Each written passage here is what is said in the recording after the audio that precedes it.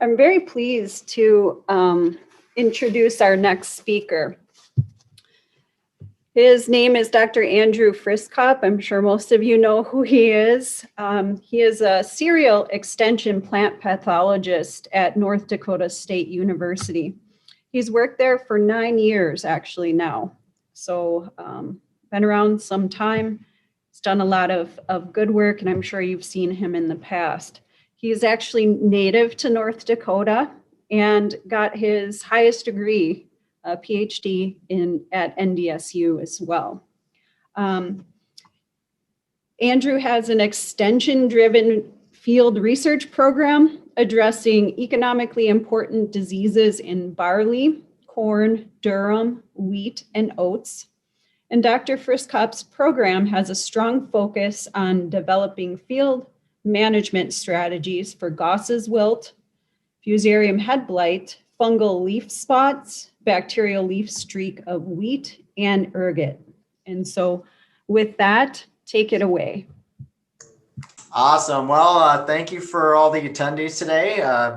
As Angie mentioned, we're going to be talking a little bit about Goss's wilt and other emerging corn diseases.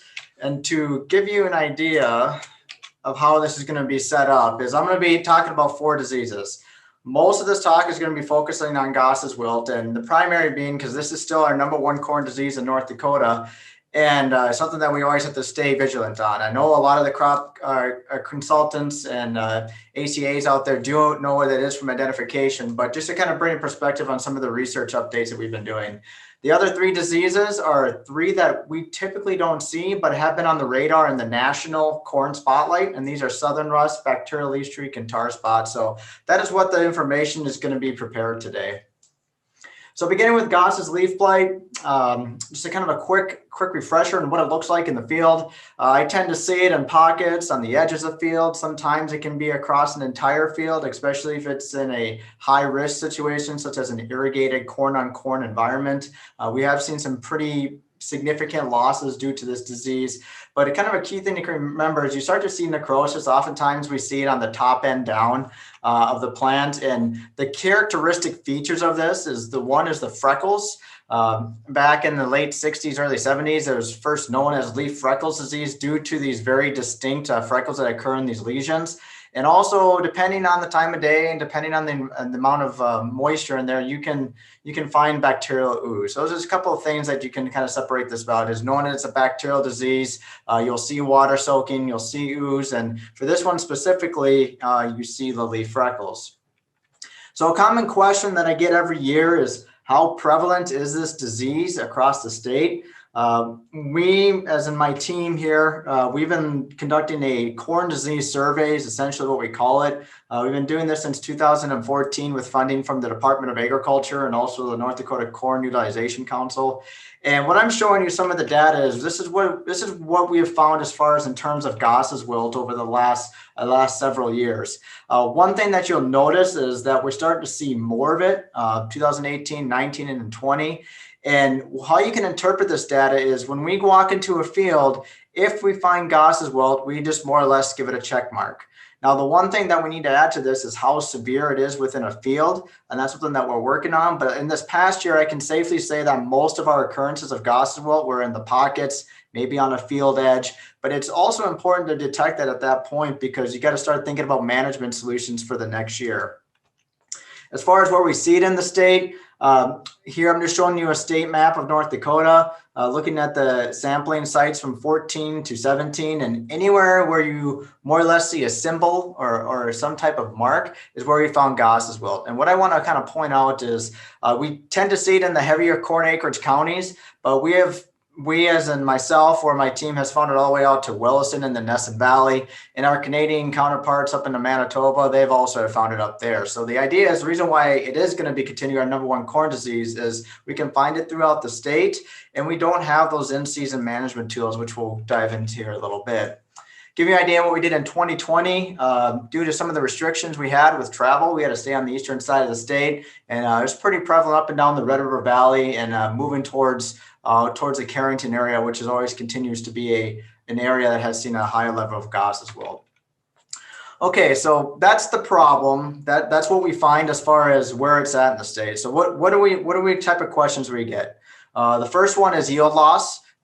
So I'm going to review some of the research we have conducted on that. The second question we have gotten is the pathogen changing? Meaning that do we see the arrival of a new type of Goss well pathogen that is causing all these some of these higher incidence levels? And the third one is the role of what can we spray on it, even if we want to try something. So I'm going to update you on these 3 research objectives that we've been looking at over the last couple of years. The first one is a yield loss study, is kind of our foundation study to see how much of an impact this disease can have on us in the state. And how this study was set up, we conducted 6 field trials from 2015 to 2017. Using 3 hybrids, one that was a susceptible, a moderately susceptible, and then a moderately resistant. And we manually inoculated the plots depending on timing. So we left several plots that were non-inoculated when it was replicated within our study. We had one inoculation event at the V6 to V10 stage, one at R1. We did a combination of having an inoculation at both of those timings. And then how we quantified yield loss is we'd compare everything to that non-inoculated check. So basically we're looking at the percent response of yield based on when we're inoculating the pathogen in these trials. So across these 6 years, or 6 field trials across 3 years, we had 3 trials at a very high level of disease.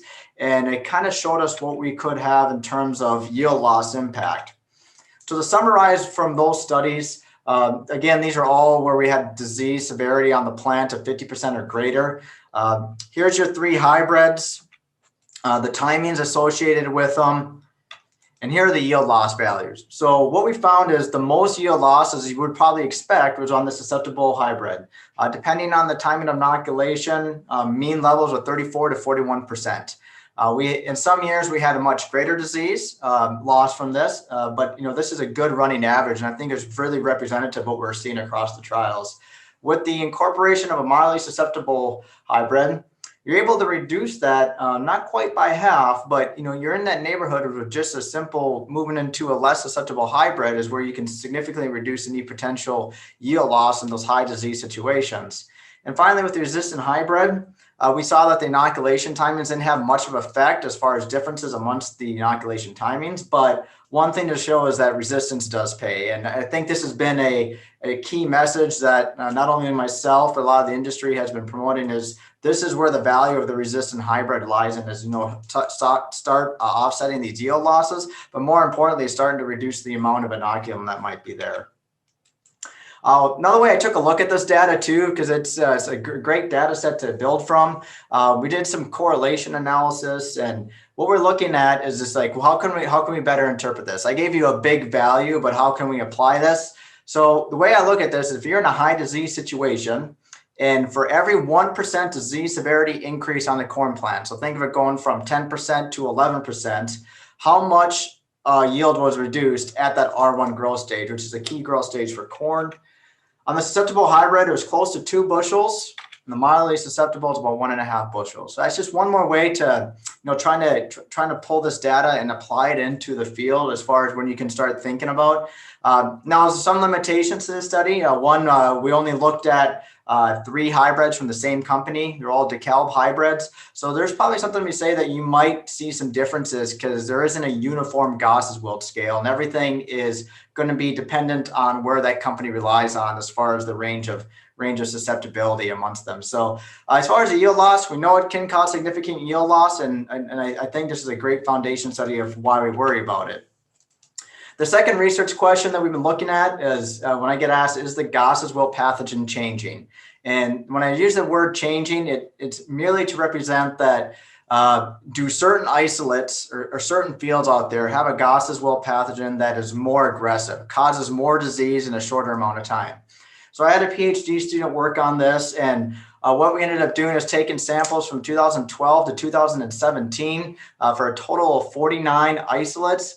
We used in an aggressiveness study. So think of this, we were trying to capture everything from both geography, but across years.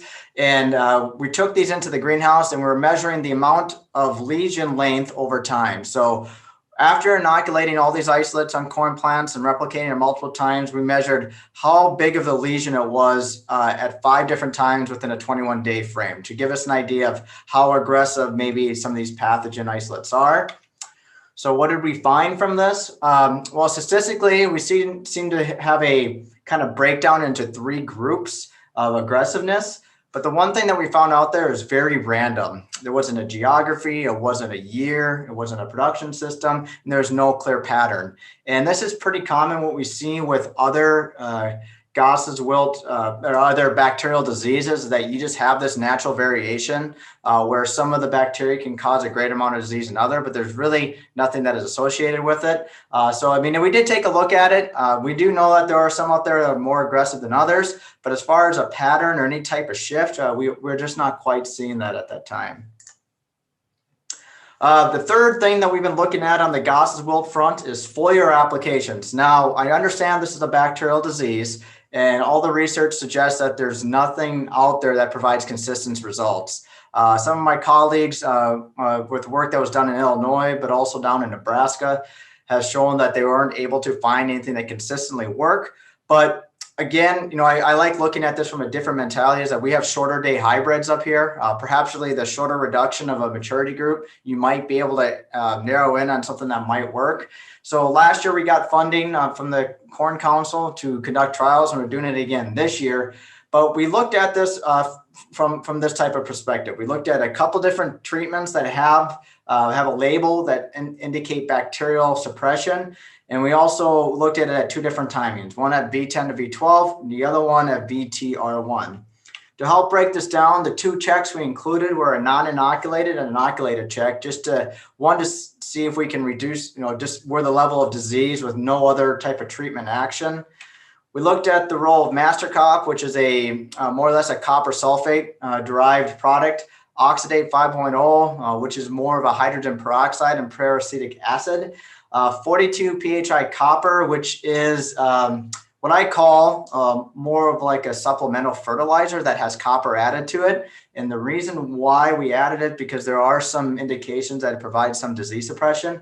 And then we included a fungicide, Veltima, only on the premise to show that it's like not going to have any activity on it, but just as a way to show that if somebody asks you that question, to build a data set why we don't use fungicides for bacterial diseases. So we looked at this at 2 different timings, and in our trials, we had a high level of disease develop at 1 location and gave us some really good results as far as disease severity and also yield association. So we conducted this in the southeast corner of the state, one site near Kindred, another one at the Prosper research site for NDSU. And what I'm presenting on is the research site where we had a fair amount of disease in Kindred.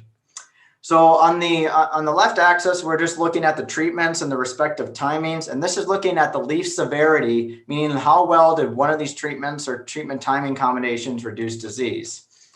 So looking at the non-inoculated, inoculated check, we're able to see that we're to have disease differences just based off our inoculation tactics. And as we go through looking at these different products, we notice that oxidate and Veltima relatively did not provide any suppression of the disease. But interestingly, both Friskop and then this 42 pHi copper provided some suppression. Okay, so this gives me indication that we do have some disease suppression, but you can see that we're not getting down to those levels of a non-inoculated treatment or that check of what we call as close as disease-free as we can in a small plot trial. When we look at the yield values associated with it, so same mentality, left axis is the treatment with the application timing and looking at the yield component. Non-inoculated check was significantly higher than the rest. And we didn't see much of a yield response as far as, even though like Friskop and the 42 pHi did reduce disease, we didn't see that translate as well as when it came to yield. Now, we did see some trends that seem to have a little bit higher yield values, but like I said, this is from 1 location, and we're putting out at multiple locations next year to help build on this data set to see if these trends hold true, or if there's anything that we can offer as far as rescue treatment. But to be honest, I always say keep our expectations reserved, just because sometimes when you deal with a bacterial disease, it can get very difficult to line up that timing at that quote unquote perfect time. So where we're at for Goss's Wilt management in the state right now, hybrid selection is still key. It's our number one tool, arguably in just about every plant disease system. It's our number one option. I will say that even though you may have the best hybrid out there, you might still see some Goss's Wilt. It's never, we haven't seen that immune response out there. At least I haven't seen the immune response out in greater agriculture, but we're able to reduce those lesions, reduce that inoculum for next year. Residue management and crop rotation are both can help with this. The bacteria can live on residue from anywhere from 8 to 11 to 12 months, and anything that breaks apart that residue to enhance decomposition or limit the next host for it, so avoiding corn on corn, for example, you're going to reduce any potential inoculum carryover. And as far as the plant protection products, it's a question mark. I think inconsistent is a term that always gets used with it. And I think we're still there as far as looking at as far as plant protection. So that's where we're at with Goss's Wilt in the state and some of the things we've been working on. The next couple of diseases that I want to focus on are some that we found in the state this year and then try to discuss some of the ramifications, but also the ones that we don't have in the state yet. So southern rust of corn. In late August, when I was visiting a hybrid performance trial, I came across some very odd-looking rust pustules. And to put this in perspective, we usually see common rust. So as the name implies, it's very common. We find it every year in North Dakota. But to my knowledge, I have never found southern rust in the state. And for this year, we're able to find it up near Grand Forks County. And it was very interesting from a standpoint of how did a southern rust, disease develop in Grand Forks County. So I kind of want to give you an idea like what this actually meant. Now, the good thing is we found this so late in the season that it wasn't going to cause any yield loss. But I want to paint a little bit bigger picture of why we worry about southern rust each year in the U.S. So as far as identification purposes, a couple things you can use. It can be very difficult, I'll be honest, because sometimes you can see pustules that look alike, but I look at color. One is the yellow-orange type of color compared to the cinnamon brick red of common rust. You also will see some heavy chlorosis or the halos around the pustules with southern rust, and typically we don't see those with common rust. So those are a couple key indicators right away. Other ones that you can see when you do this comparison side by side is the common rust pustules tend to be scattered across a leaf, whereas if you go back to that photo I showed you, southern rust tends to be more concentrated and they can quickly colonize a space. The other aspects of this is looking at where it overwinters. Common rust overwinters in the southern U.S., where southern rust most frequently is in tropical areas. They both prefer leaf wetness, high humidity, and the temperature difference is really what drives this. So cool temperatures drive common rust and high temperatures are southern rust. So to kind of put this in a bigger perspective, if we're looking at these two diseases specifically, I just kind of want to show you a brief disease triangle. So if a southern rust spores are blowing up, they're coming from the tropical areas, and generally the first area you see them is in the southern states. So one of my colleagues down at Auburn, he generally is out there looking for southern rust pustules, and he puts it on the map saying, hey, we found southern rust in the U.S.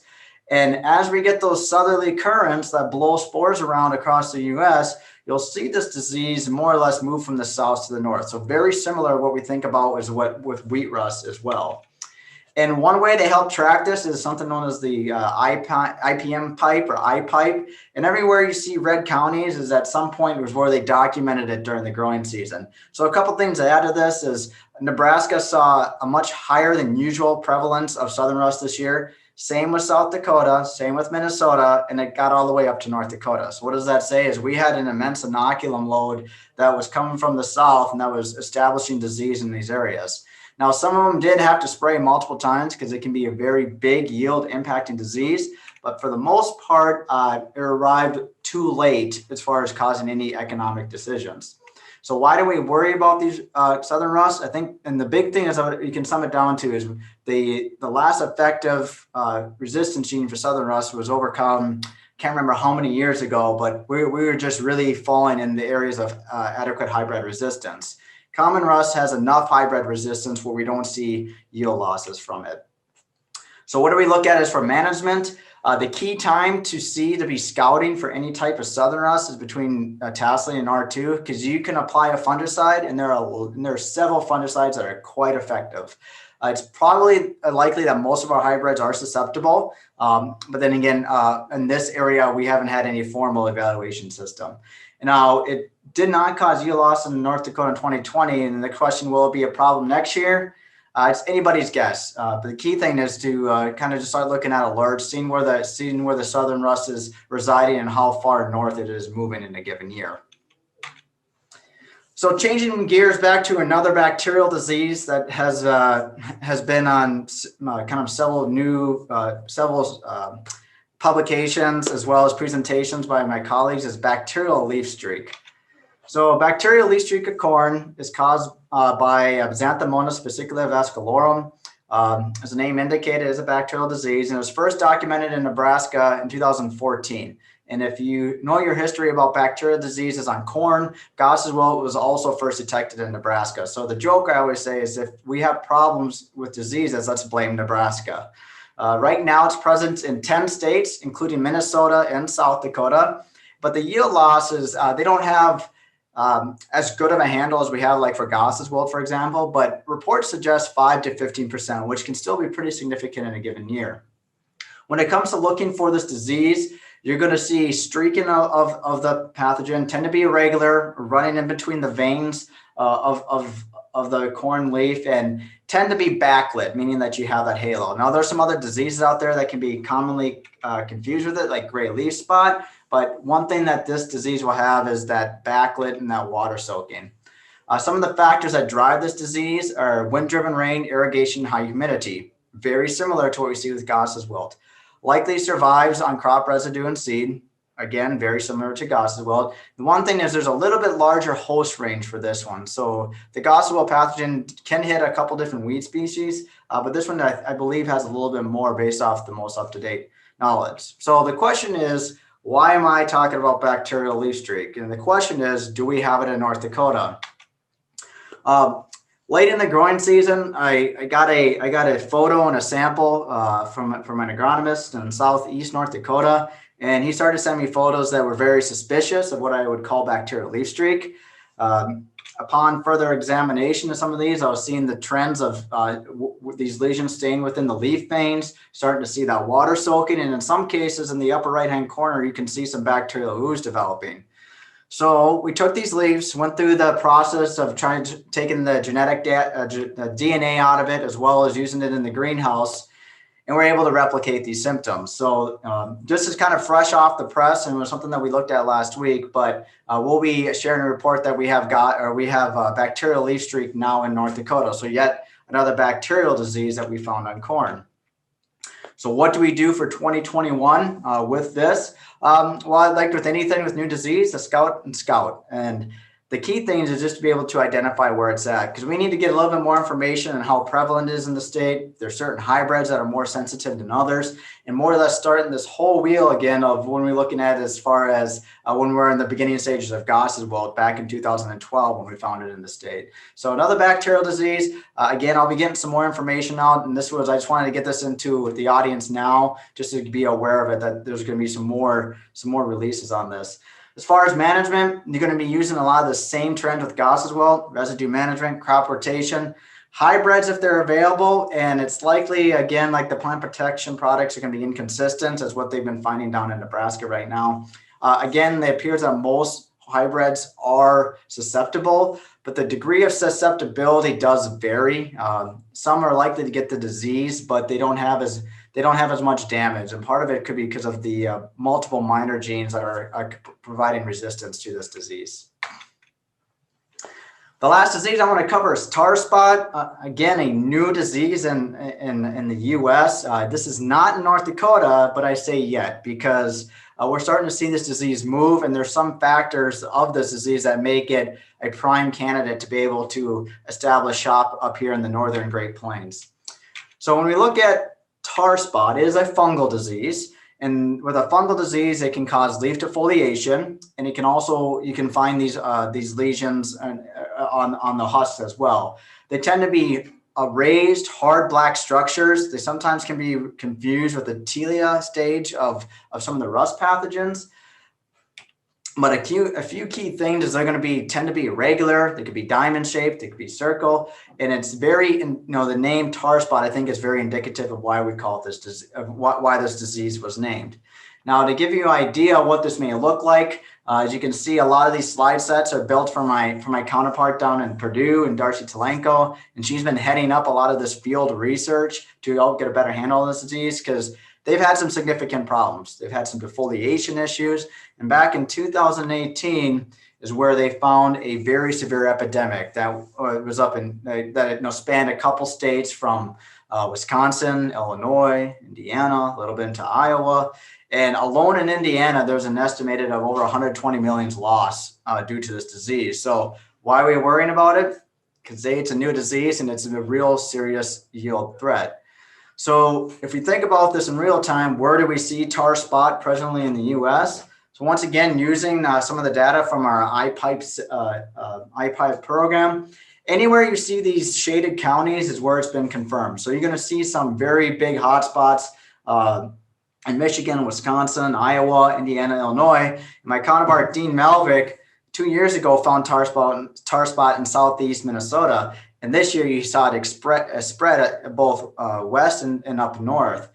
So why am I worried about this? Well, we're starting to see this spread. And there's one thing that I've seen, that if we have a new disease or a new emergent disease, it tends to keep on moving.